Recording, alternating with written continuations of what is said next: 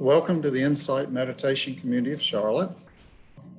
I am Ward Simmons. I'm one of 7 Dharma leaders who have the privilege of rotating, leading our Wednesday night meetings.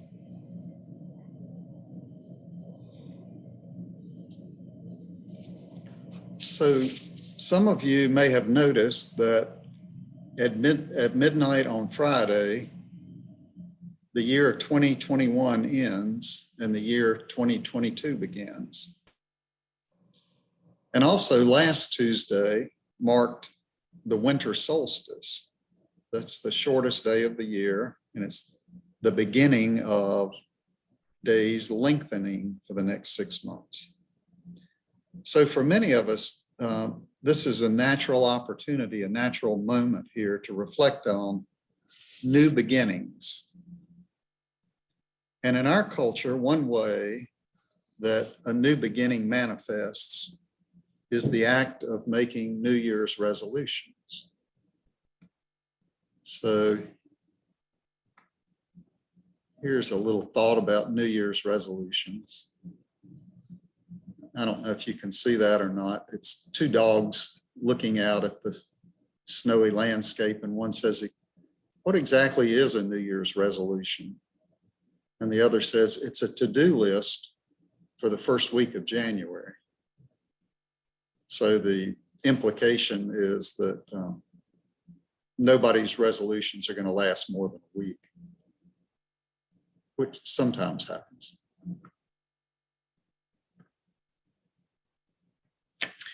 So this evening, I'd like to explore the idea of new beginnings in the context of the Dharma. And I'll begin with a quote from Shunryu Suzuki. He said, "In the beginner's mind, there are many possibilities, but in the expert's, there are few."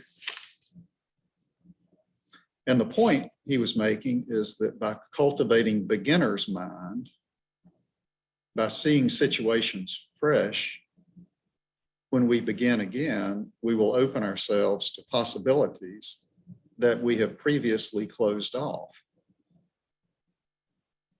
Now, the concept of a new beginning, it's only meaningful in the context of a cycle that is a progression from the beginning through the middle to the end. And inherent in the concept of a cycle is the notion of change or impermanence. Anybody ever heard the term impermanence in the context of the Buddha's teachings? So Norman Fisher said, "Impermanence is the basic Buddhist concept. Nothing lasts. Our life begins, it ends, and every moment that occurs between this beginning and ending is another beginning and ending. Every moment that occurs between birth and death is another beginning and ending. In other words, every moment we are disappearing a little. Life doesn't end suddenly at death. It's ending all the time. Impermanence is constant." So we'll come back to that idea of moment-to-moment change. Tonight, I want to kind of do 3 things. The first thing I want to do is look at a little historical perspective that is kind of a counterpart to New Year's resolutions. That's not exactly right, but anyway, a historical perspective. The second is to look at a couple cycles that might inform how we understand this. And then lastly, a couple of ways we can maybe incorporate this into our practice to a good end. So a historical perspective. So we use the annual cycle as one way to recognize this transition or change, January 1st through December 31st. Now, in the Buddhist community, the primary cycle revolved around the moon cycle, the moon phases. And this was the basis of a practice known as Uposatha. The full moon was the most important event in this cycle. The new moon was next most important. And then the 2 quarter moons, waxing and waning, were also important dates. And on these 4 days out of roughly every month, the monastics and the lay people alike were encouraged to set aside time to recommit and strengthen their practice. And in monastic communities, this practice continues to this day. Varying modifications have been incorporated in some traditions. So lay followers of the Buddha were encouraged to follow the 5 precepts every day, and they were encouraged to add 3 more precepts on Uposatha days. So as lay practitioners ourselves, it might be useful just to review these precepts. They're familiar to many of you. The 5 that we're encouraged to follow at all times are refraining from killing, refraining from stealing, refraining from sexual misconduct, refraining from incorrect speech, and refraining from intoxication through drink and drugs. And then there are these 3 other ones. These are a little different for us. I hope nobody runs fleeing out of the room. The first of the 3 additional ones is refraining from eating after the noon meal. The second, brace yourselves, is refraining from dancing, singing, music, entertainment, wearing garlands. You'll see I don't have any garlands on tonight. Using perfume and beautifying the body. So in my mind, my shorthand for that is refraining from entertainment and adornments. And then the last of the 3 is refraining from lying on high or luxurious sleeping places. And my shorthand for that is just refraining from utilizing luxurious accommodations. I think it's more than sleeping places.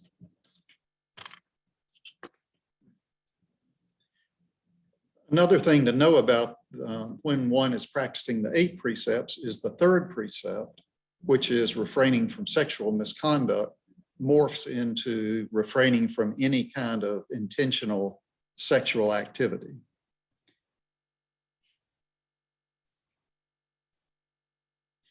So these 3 additional ones can be a little can seem off-putting. I think it's important to try and understand the purpose behind them. Renouncing food for a short time, 18 hours a day, can give us the space to observe our relationship to always being well-fed. It can give us a moment to say, gosh, what is it like if I'm not well-fed right this minute? Hopefully none of us will starve in 18 hours. Renouncing entertainment can permit us to observe the impact on our mind of eliminating unnecessary stimulation and distraction. Renouncing beautification can permit us to explore our attachment to our physical appearance. And renouncing luxuries can permit us to challenge what we might perceive to be essentials for a happy life. Now, nobody's suggesting that you live these precepts every day, these 3 additional precepts. We could all choose to be monastics if we wanted to, but that's not the choice we've made. But it is, I find it interesting, and I suggest to you it might be interesting to try them on for size for one day, a day that seems meaningful to you, and just see if there's something for you to learn there. That's what the Buddha said. Here's what I have found. Come and see for yourself. So there's another practice of the Uposatha days, and that is of sharing with fellow participants that were doing this ritual together any unskillful actions since the last observance day. And when monastics in a community make it a practice to take responsibility for their shortfalls, there is a cleansing effect. So rather than carrying around in our mind the weight of a week's worth of unskillful behaviors or a month's worth or a lifetime's worth, there's an opportunity to cleanse ourselves of those, to name them, to acknowledge them, and then to aspire to do better. And the whole idea of looking back at past actions and then recommitting ourselves to different actions in the future sounds suspiciously like New Year's resolutions. So maybe it's time for another New Year's resolution cartoon. This is two men talking in the break room, and one says, "Nope, no New Year's resolutions for me this year. I'm still working on a backlog dating from 1987.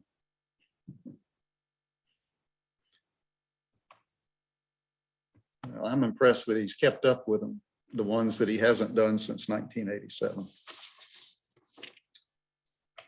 So there's one important difference between New Year's resolutions and what the Buddha's instruction was for the Uposatha Day practice.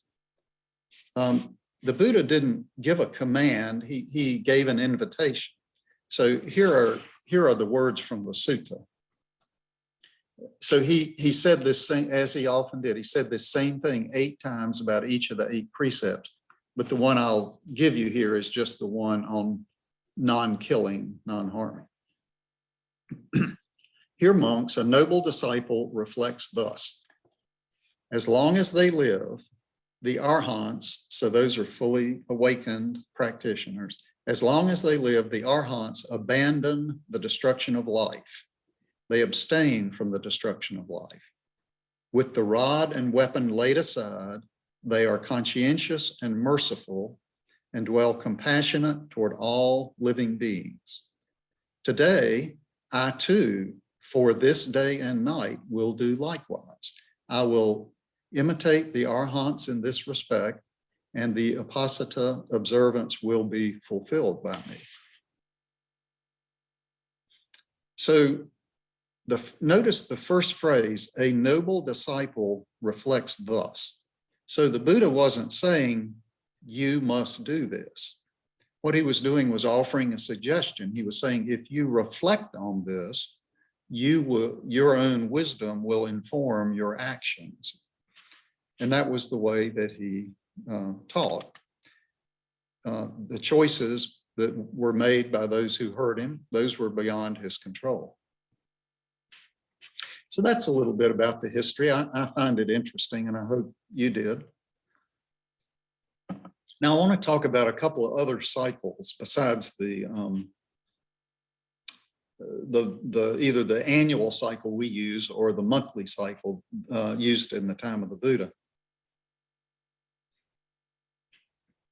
A longer cycle is that of multiple lifetimes. Now, how useful this is to you will depend on your own understanding of rebirth. And I'm not advocating that you buy into the idea of rebirth. Personally, I am firmly undecided what I think about rebirth. But to whatever extent it is true, it's an important cycle in the Dharma. So one of the interesting paradoxes in the concept of rebirth is that we always get what we want. Who knew? When we are not on this path, when our lives are lost in attachment, then at death, we are averse to dying. We were wanting our lives to continue. And because the untrained mind is consumed by attachment, we are destined to continue the cycle of samsara, of rebirths, one after another. So we get what we wanted. We don't want to end living the human life, or, well, we don't want to end living.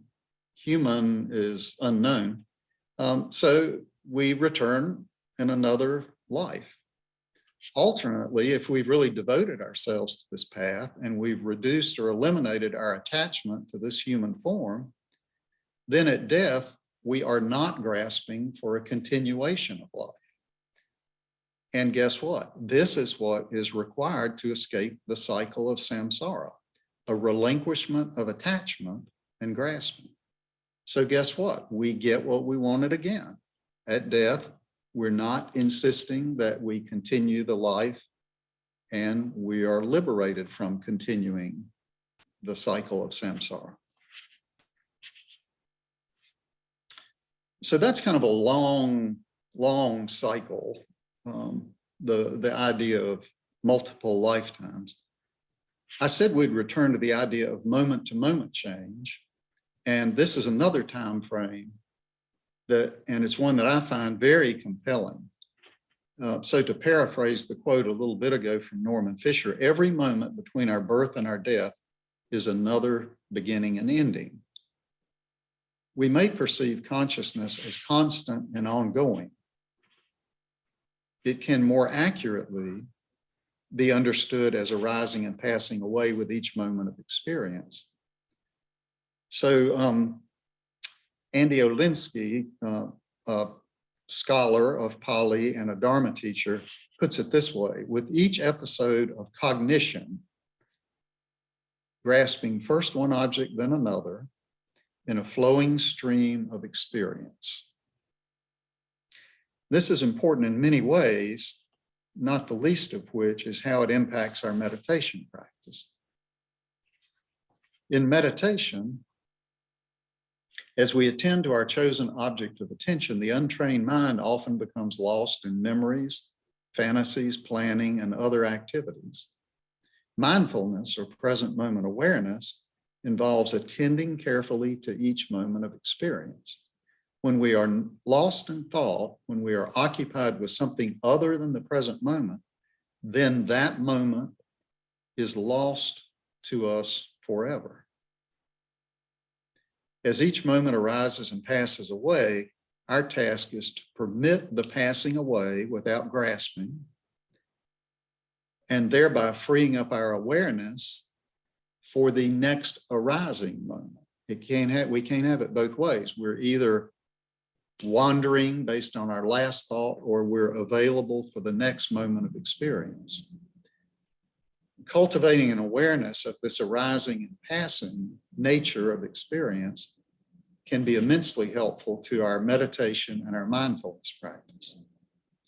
So those are just two possibilities: multiple lifetimes or just moment to moment. But there might be other time frames that work for you, so you can toy with that, see if there are other places where this has relevance. So the last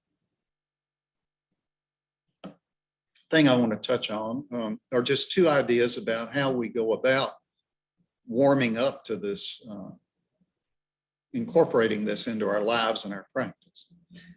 The idea that everything is always changing can really be hard to accept. And even when we begin to accept it intellectually, when we see that it's true out there and we understand it with our minds, it can still be hard to integrate it into our worldview. And integration means not just that we have the knowledge, but it affects the perspective from which we approach every moment. We don't have to remind ourselves that impermanence is true when it is integrated, because it's second nature to us. It's the water that we swim in.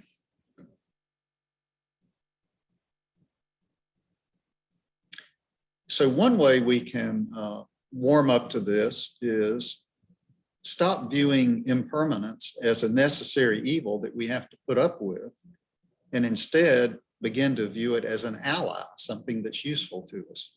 So I'm going to share another quote from Andy Olinsky. This is like 8 sentences long, so stay with me. Buddhist thought and practice is pointing towards befriending change rather than regarding it as an adversary. The new psychology will have more to do with adapting to change and learning to feel at ease with impermanence than with insulating ourselves from it. With every change, something is lost, but something is also gained. When something slips from our grasp, it makes room for something else to come within reach. In our culture, people are so often led to feel that change is like a vast and threatening ocean whose waves will sweep them away unless they cling tenaciously to some firmament. But in fact, by holding fast to the rocks, one only gets pounded by the waves. The damage is caused not by the change itself, but by the resistance to it. By identifying impermanence as a fundamental characteristic of existence, rather than a problem to be solved, the Buddhists are encouraging us to let go of our hold on illusory solidity and learn how to swim freely in the sea of change. That helps me. Now, another help that I think can be useful in dealing with impermanence as it presents in our lives is to embrace the concept of starting over. Starting over is not just something we do because we have to. Warm up to it, make friends with it. Since every moment of experience we're starting new, really, this simply acknowledges what is already true. We're always starting over. So when we seek to embrace impermanence, we're taking on a significant shift from everything around us, the way we're raised, and we're doing it in a culture that doesn't really offer support for this worldview. It takes some time to integrate the understanding of impermanence, and we'll miss the mark. It'll be 2 steps forward and 1 step back. In his book, Dancing with Life, Philip Moffat said, "When you become lost or lazy or unskillful, it is not a sin or a disaster. You simply have lost your intention. Now you remember it and you just start over." Likewise, even in those moments when you are being mindful and present and everything is going as you want it to, you are still starting over in the very next moment.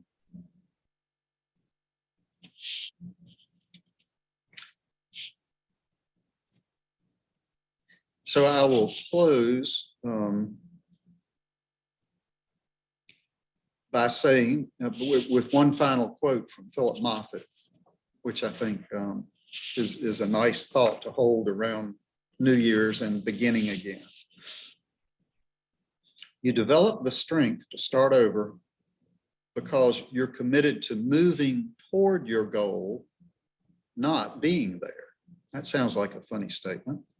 Your goals matter because they give you direction in your life, but your actual life happens in the endless stream of moments that occur between now and when, if ever, you reach your goal. Because your focus is on the journey and not on the goal, you will find the willpower and the inspiration to start over. When you're able to relate to life just as it is, rather than insisting it be the way you would have it, you stand a far better chance of affecting how things are because you're not caught in fear or desire. Ironically, the practice of starting over is a more effective way to achieve your goal than constantly fixating on.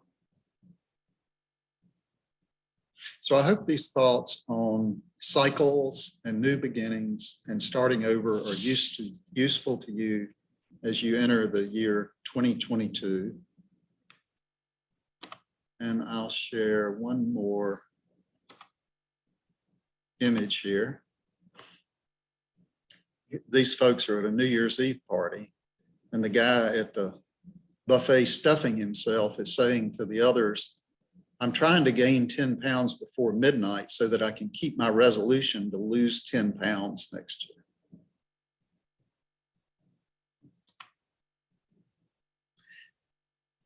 Okay, thank you for your attention.